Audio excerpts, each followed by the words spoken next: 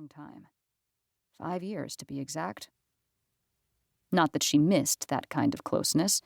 If anything, its absence was a relief, which was probably why Sloane knew nothing about Charlotte's December curse. Last Christmas was their first in each other's lives, and Charlotte had managed to avoid any and all disasters in Sloane's presence. Clearly this year, the universe was upping its game. "Holy shit, that's why the elevator isn't working?" This London accent belonged to Manish Sani, the fourth member of their quartet. He played viola, who had obviously just arrived on the 5th floor, safe and sound via the marble staircase Charlotte had been too tired to take.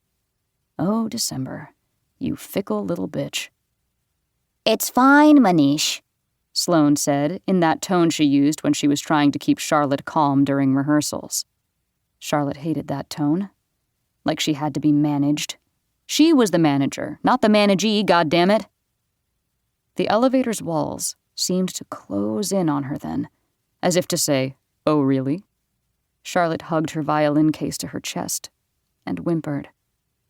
"Sweetie, it's okay," Sloane said softly, which only made Charlotte's panic rise like lava inside a brewing volcano. She hadn't meant for that whimper to be audible, but in her defense, she'd been stuck in this cage for a good 15 minutes and she was about to lose her shit. Maybe she should give in. Let December win, because it was only the 7th, and the jammed elevator was already the 3rd mishap of the day. The first misfortune was easy to chalk up to coincidence.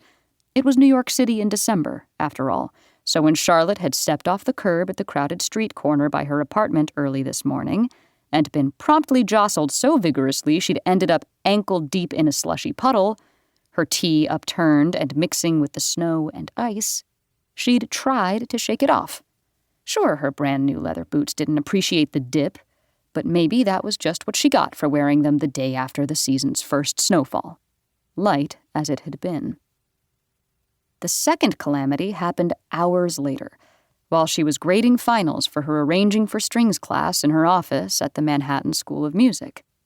It was the last day of the semester before break, and grades were due by 4 o'clock that afternoon. Her vision had started to blur, and she realized she hadn't yet had a single drop of caffeine. She got up, calm as could be, exited her office for the small faculty kitchenette down the hall, turned the corner, and was very soon wearing what seemed to be a giant smear of jam all over her black cashmere turtleneck. "Oh my God, Miss Donovan, I'm so sorry!" Tansy, the string department's secretary, who changed her hair color weekly and always looked at Charlotte as though Charlotte might unhinge her jaw and devour her at any second, stood there, red-faced and purple-haired. "I'm so sorry!" "It's fine," Charlotte said tightly.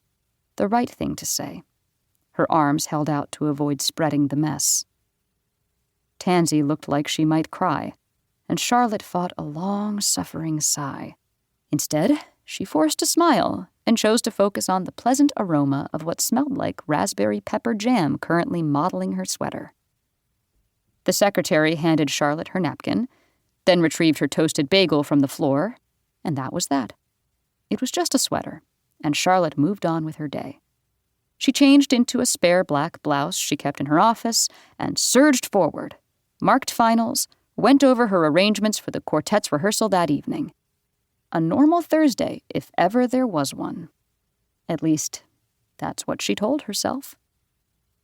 At 5 o'clock, she turned off her computer, packed up her violin, put on her black pea coat, and tugged a black knit hat over her long salt and pepper hair.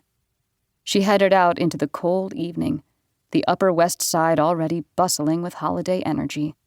Lights framed shop windows, garland curled around lampposts, and there was a group of young carolers just outside Sakura Park, all of which she tried to ignore. She walked with her head down, her violin tucked like a treasure under her arm.